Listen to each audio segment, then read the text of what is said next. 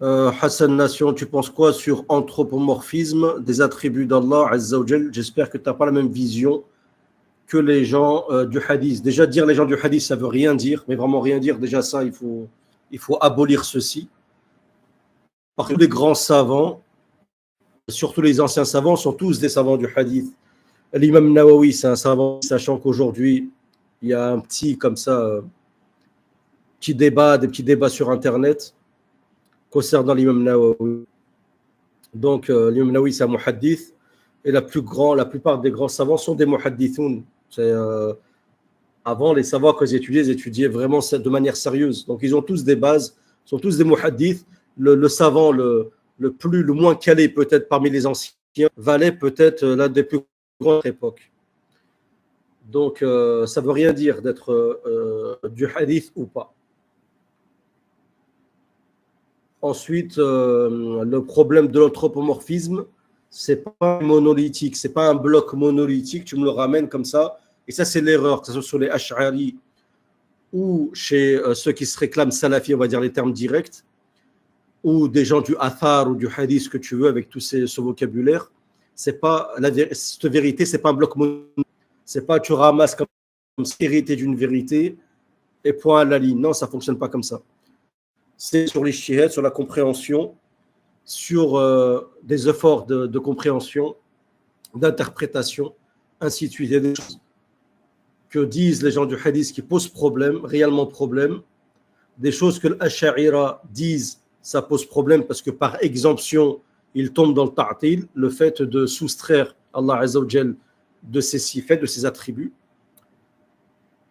Il y a des fois des de dogme où tu as besoin de t'attacher à l'apparence, à zahir, d'autres, tu as besoin de faire du tafwid. Et malheureusement, ça, c'est pas de tout le monde.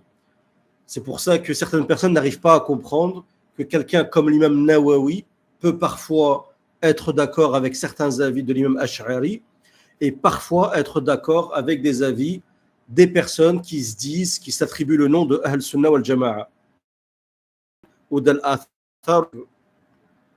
Donc, moi, il y a des choses qui me posent de la compréhension. Des gens qui se réclament aujourd'hui en se disant nous sommes les gens du hadith, nous sommes les gens de la vérité, le Farq al-Najiyya, nous sommes les gens du Athar, et ainsi de suite. La vérité, elle se trouve dans notre groupe.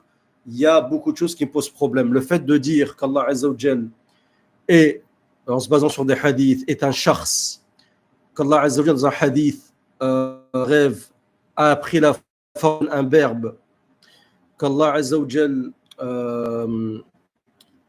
comment dire, a une main et on l'explique par la langue arabe comme étant une main, min al-jawarih, le fait de Azza wa Jal a des yeux ou un œil, le fait de dire qu'Allah Azza wa Jal a un tibia, le fait de dire qu'Allah Azza wa Jal, par exemple, est jaloux, le fait de dire, en fait, si vous rassemblez tous les hadiths et les versets s'expriment sur les attributs d'Allah Azza wa Jal, vous vous rendrez compte en blanc.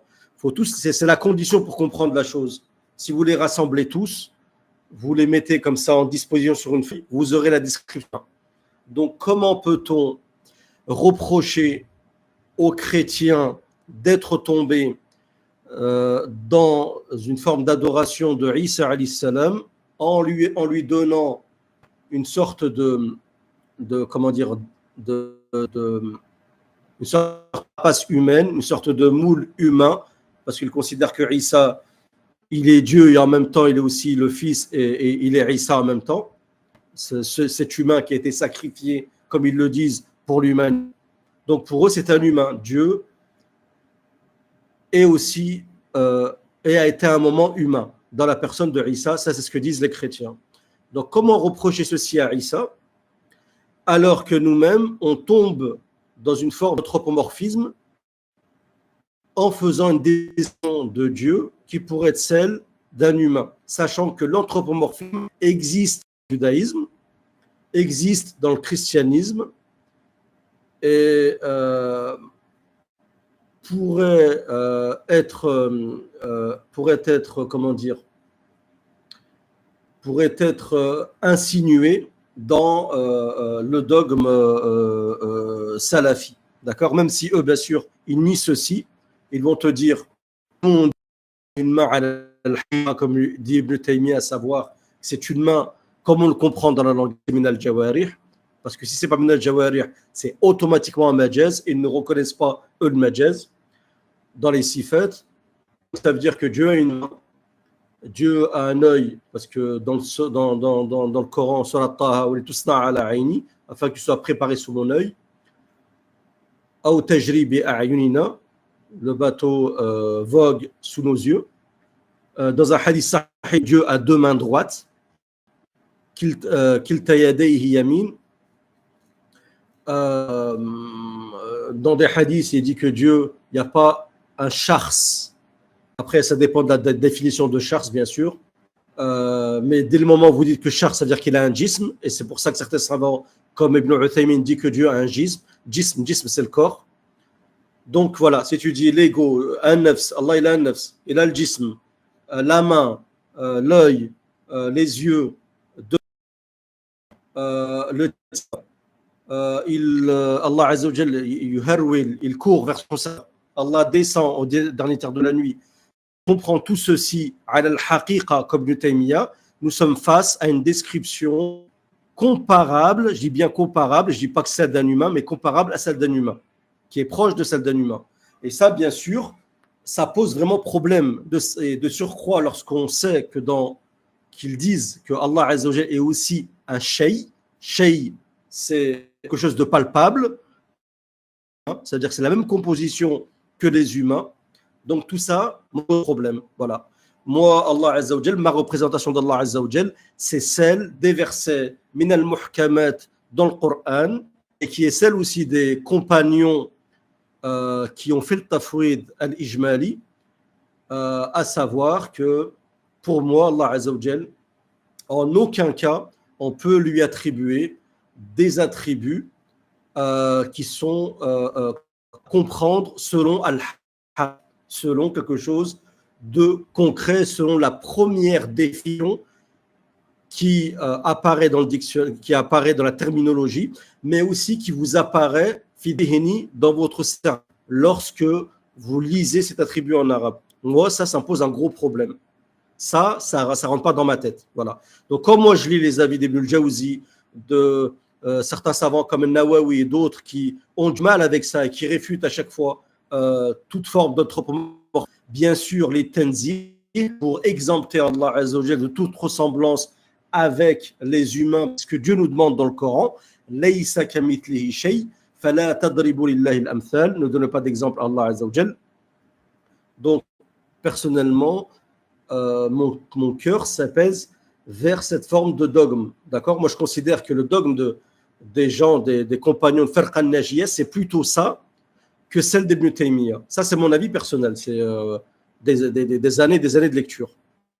Après, bien sûr, certains vont dire bah, tu te trompes et chacun vous donner des arguments. Mais moi, je regrette. Rassemble. Parce que le problème des musulmans, la majorité des musulmans qui abordent des questions religieuses n'ont pas une vue générale des dalils. C'est pour ça qu'il faut une carte mentale. Et c'est ce qui fait qu'ils tombent justement dans l'anthropomorphisme. Et ça me pose problème. Voilà.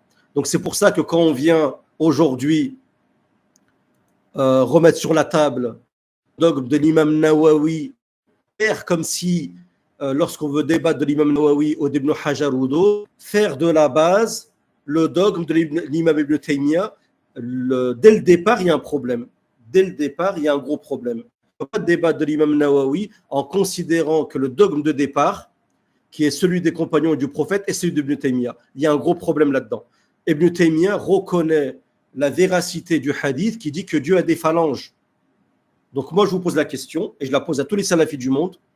Lorsque vous adorez Allah Azza wa Jal, considérez qu'il est chars, qu'il a un jism, comme le dit Ibn Taymiyyah, Ibn Uthaymin, une chose encore, on peut aller plus loin. Un nafs, un ego, qui se trouve parfois, qui a plusieurs visages. parce que certains interprètent le verset فَأَيْنَمَا تُوَلُّوا فَثَمَّ وَجْهُ اللَّهِ. Je crois qu'Ibn Uthaymin l'interprète que là où vous trouvez, il n'y a rien d'Allah. Donc, et vous dites que l'œil, ce qu'on interprète par les al-jawarih, qui sont des organes, eh ben, vous êtes face à une présentation qui est celle qui est décrite dans un hadith, qui pourrait y être ressemblée, à savoir que le prophète aurait vu dans un hadith Dieu sous la forme d'un jeune imberbe.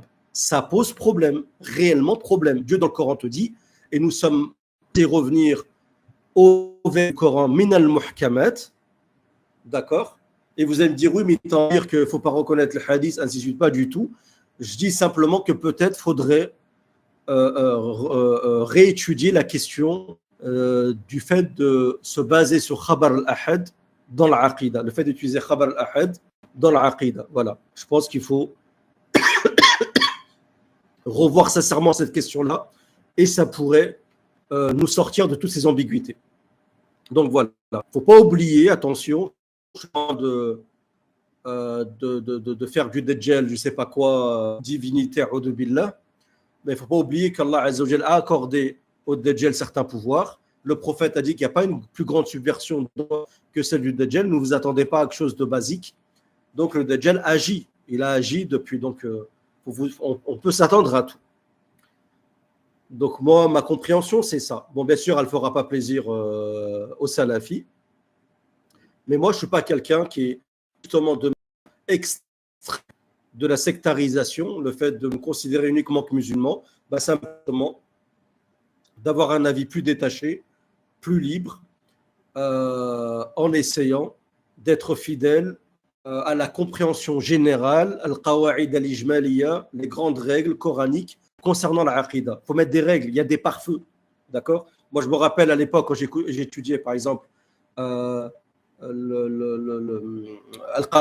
dhahabiyya, la règle en or de Ali Hassan, qui est un des élèves de Sheikh Albani à l'époque, je me rappelle très bien qu'il insiste à chaque fois de dire attention, pour ne pas vous égarer, la règle d'or, c'est Laysa kamithlihi shay wa huwa as-sami'ul basir, rien ne lui est semblable. Par contre, si tu me dis Dieu a une main, mais elle est comparable, et quand je fais ça, c'est pas pour faire la main, attention.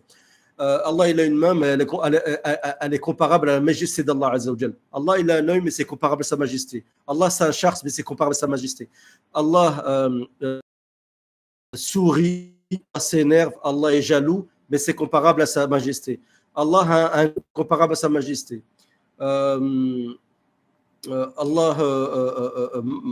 court, c'est comparable à sa majesté. Allah en état de la nuit, c'est comparable à sa majesté. Allah a des phalanges, c'est comparable à sa majesté. Allah a des doigts, c'est comparable à sa majesté. Ok, c'est comparable à sa majesté. Nous sommes censés ne pas comparer Allah Azza wa Jal à quiconque. Ça, c'est la règle. Mais par contre, quand tu fais tout ceci, al-haqiqa, comme le fait Ibn Taymiyyah, le résultat, et c'est logique, et c'est pas la peine de fuir, la résultante de tout ça, c'est une forme humaine. C'est tout. C'est pas compliqué. Voilà.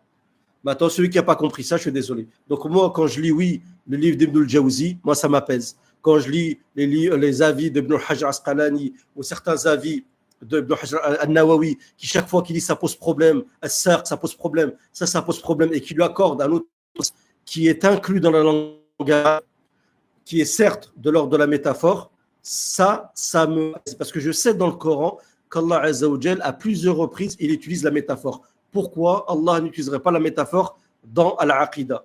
Ça veut dire qu'Allah Azza wa Jal, lorsqu'il utilise la métaphore dans les signes de la fin des temps, est-ce que ça veut dire qu'Allah Azza wa Jal y ment? Pas du tout. Pas du tout. Ça fait partie, la métaphore fait partie de la langue arabe. Mais c'est un long sujet. Moi, ça, c'est mon avis. C'est mon avis, voilà. Donc, débat concernant Nawawi et ceux qui veulent défendre, et en même temps, ils se contredisent. Hein, parce que quand vous voulez faire face à quelqu'un comme Mohamed Shamsuddin, qui pour moi, ce n'est pas un savant, mais les gens l'ont monté au rang de savant, Mohamed Shamsuddin, c'est un talib al-ilm qui est apparu dernièrement. Quand vous regardez son cursus, il n'a pas étudié chez des grands savants. Je regrette, il n'a pas un cursus académique. Donc, déjà, ce n'est pas une référence. Mais bon, aujourd'hui, avec Internet, tout le monde peut monter. Donc, quand vous avez des gens qui vont débattre avec quelqu'un comme Mohamed Shamsuddin, regardez ceux qui ne le connaissent pas, et on débat avec lui sur un Nawawi, est-ce qu'il est Ash'ari ou pas. Déjà, avant de débattre de ça, d'accord, de savoir quelles sont les limites et quelle est la compréhension des sifat, des attributs d'Allah Azza wa Jalla dans la Aqidah. Avant de ça, faut s'entendre. Voilà. Moi, je pense que l'imam Nawawi n'était pas quelqu'un de stupide. L'imam Nawawi avait une grande science. C'est quelqu'un qui craignait Allah Azza wa Jalla. Il comprenait la langue. Il comprenait très, très bien ce que Ibn Taymiyyah disait sur les sifat. Mais simplement, il y a des savants à l'époque d'Ibn Taymiyyah considéraient que l'avis d'Ibn Taymiyyah sur les attributs n'était pas pertinent. C'est tout. L'Izz ibn Abd Salam et d'autres. C'est pas pour autant, ça ne veut pas dire que c'était des menteurs, ils ne voulaient pas connaître la vérité, ils étaient dans le ta'wil, ils n'ont pas su, ils n'ont pas compris, ils n'ont pas eu la vérité, pas du tout. Je pense juste que eux, à un moment, ils étaient face à plusieurs avis, ils se sont dit non, on ne peut pas considérer qu'Allah Azza wa Jal a les mêmes attributs que ceux des gens. Tout. Voilà. Et pourquoi donc Allah Azza wa Jal, c'est la question, pourquoi Allah Azza wa Jal dans le Coran utilise des termes qui pourrait nous faire penser à un humain, tout simplement parce que c'est ce qui est plus proche dans notre fiddihni, dans notre aql, l'approche la plus simple pour nous pour se représenter Allah Azza wa Jal, les attributs, les sifat d'Allah Azza wa Jal, c'est ceux qu'on connaît. Si Allah Azza wa Jal ne peut pas te citer des termes que tu ne connais pas. Donc pourquoi vouloir comparer Allah Azza wa Jal à un humain en disant non, c'est un shay, c'est voilà. Voilà ce que je veux dire. Donc ça, il faut faire attention. Donc, est-ce que ça veut dire ça veut dire qu'il faut réfuter ces textes? Pas du tout. Je ne suis pas en train de dire ça. À part ceux qui posent problème. D'accord? Quand tu dis qu'Allah Azza wa Jalla, c'est un jeune imberbe dans un rêve, je regrette. Ce texte, il n'a rien à faire dans la sunna. Il n'est pas acceptable. Parce que les savants ont émis des règles dans la science du hadith. Ce que tu apprends dans la science du hadith, ce n'est pas quelque chose dans ma tête. On te dit bien que si un hadith, non seulement qui contredit la raison, quand je parle de aql, je parle de aql salim, la raison, la bonne raison, ou qui contredit des versets min al-muhkamat, ou des qawa'id ijmaliya et amma sur lesquels sont entendus des générations de ulama parmi les compagnons et les prédécesseurs, je regrette, tu ne peux pas venir imposer un hadith comme ça. Quand un hadith pose problème, tu le mets de côté. Pourquoi? Parce qu'il y a une shubha. Ce n'est pas pour autant que tu vas le sarif. Simplement, tu le mets pour protéger la Ummah et les musulmans d'ambiguïté. Parce qu'il y a un moment, je regrette, mais il y a un moment, tu ne peux pas nier la vérité. Tu vas dire quoi? Mais non, il ne ressemble pas à un humain. C'est pas ça. On ne peut pas. Mais non, ça c'est dans ta tête. Mais c'est automatiquement dans ta tête, à cette représentation. N'importe qui, tu lui fais la liste de tous les attributs divins d'Allah Azza wa Jal, automatiquement il pense à un humain. N'importe qui. N'importe qui. Dès le moment qu'un enfant est doué de raison, jusqu'à l'âge adulte, tout le monde pensera à ça. Donc, est-ce qu'Allah Azza wa Jal ressemble à un humain? Pas du tout. Pas du tout. Il suffit de voir l'humain à quoi il ressemble pour savoir qu'impossible qu'il ressemble à un humain. Impossible. Impossible. Impossible. Mais vu qu'il y a des gens, ils ont mis dans leur tête que c'est possible, une possibilité, ils ont ouvert la porte, même s'ils ont rajouté des clauses. Oui, yaliqu bi jalal, ceci se rapporte à la majesté. Malgré ça, tu ne peux pas avoir la même crainte d'Allah. Ne considère pas ainsi. Ce n'est pas la même vision. Quand on lit les hadiths du prophète, dans le prophète Allah Azza wa Jal, quand il te dit hijabuhu nour, c'est des voiles de lumière et nar. Qu'est-ce que ça a à voir avec la description humaine que certains s'en font? Rien à voir. Rien à voir. Malheureusement, ça pose problème. Il y a des moments où des prophètes ont rencontré quelqu'un sous forme humaine. Dans la Torah, on te dit que c'est Dieu. Même dans l'exégèse, combien de fois j'ai vu ça? Ça pose problème. Au point où certains disent que Yaqub, on l'a appelé parce que c'est battu avec Dieu. Bon, certains vont dire que c'est un ange. Même ça, c'est un problème. Vous voyez ce que je veux dire? Donc voilà. Donc, sincèrement, Il faut revenir les règles qu'ont émis les grands dans le dogme, dans l'aqida, et c'est tout. Les savants ont émis, tous les grands savants ont émis des règles, il faut les respecter. Que ce soit dans la science du hadith, que ce soit dans l'aqida, c'est pas pour rien. C'est pas pour rien.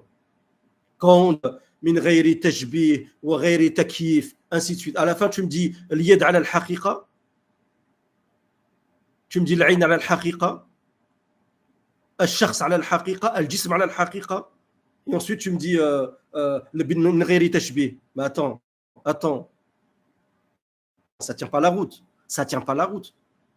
Donc, c'est pour ça que on n'arrive pas à régler les problèmes de la communauté, ni avec les chiites, ni avec Ash'ari et d'autres. Parce que dès le début, on n'est pas sincère, il n'y a pas d'équité. C'est pour ça qu'on n'arrive pas à régler les problèmes.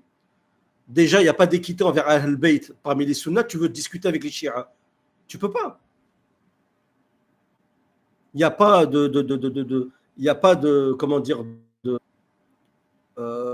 pas d'équité vis-à-vis des attributs d'Allah Azza wa Jalla. Comment tu veux discuter avec l'Ash'ari?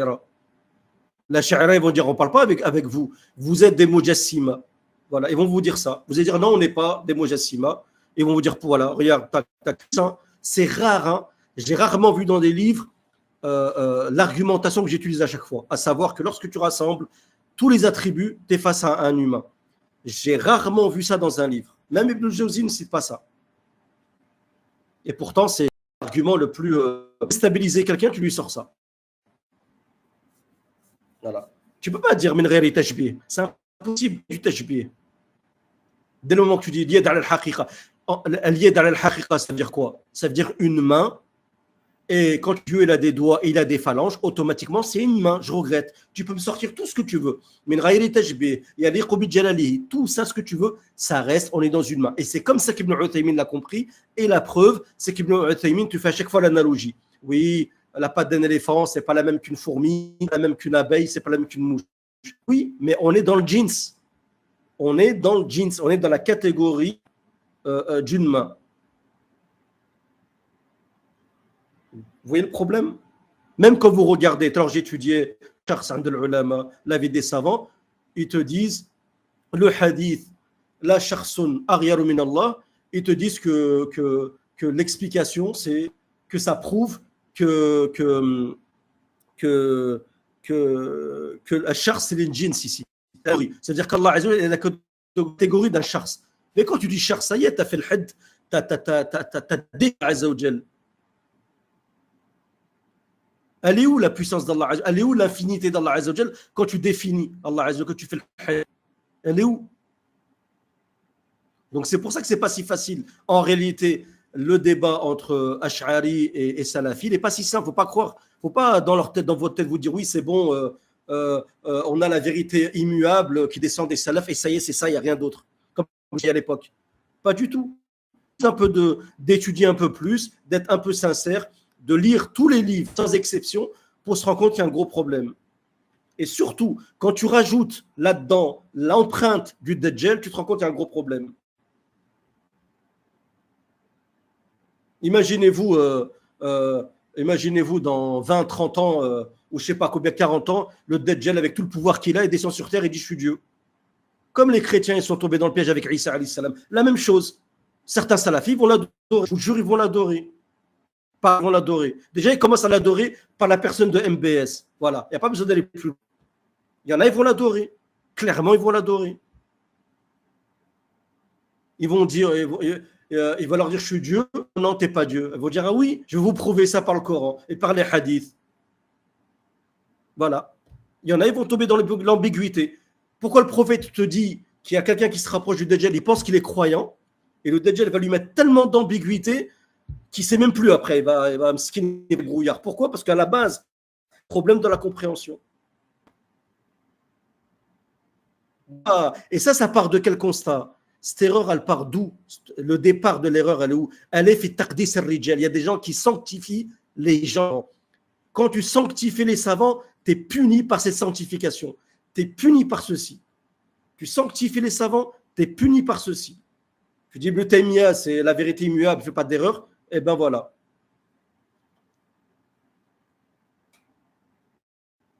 Donc c'est pour ça qu'il faut lire, écouter l'avis de la majorité des savants sur et ensuite bien réfléchir. Et tu te rendras compte, tu comprends pourquoi le Nawawi dit j'accepte ça, j'accepte pas ça, j'accepte cet avis, mais j'accepte celui-ci. C'est pas par hawa, c'est pas par passion. C'est pas parce que toi tu es plus intelligent, tu es venu, je sais pas combien de siècles après, à l'époque de la folie, et tu considères que tu as trouvé la vérité. Et l'imam Nawawi, qui est un grand salih, il n'a pas trouvé la vérité. Non, c'est pas ça. Ils sont pas bêtes. Ne croyez pas que l'Aïs ibn Abd Salam était stupide. Après, c'est pas pour autant, attention, que je considère que tous les avis d'Al-Ash'ira sont probants, parce que je considère que la majorité des avis d'Al-Ash'ira ne tiennent pas la route, qu'au contraire, en majorité, la vérité se trouve dans le dogme des gens du hadith. Un problème par rapport à la compréhension des attributs d'Allah Azza wa Jalla. Il y a un problème par rapport à ça. Et c'est dû à quoi? C'est dû à ce littéralisme.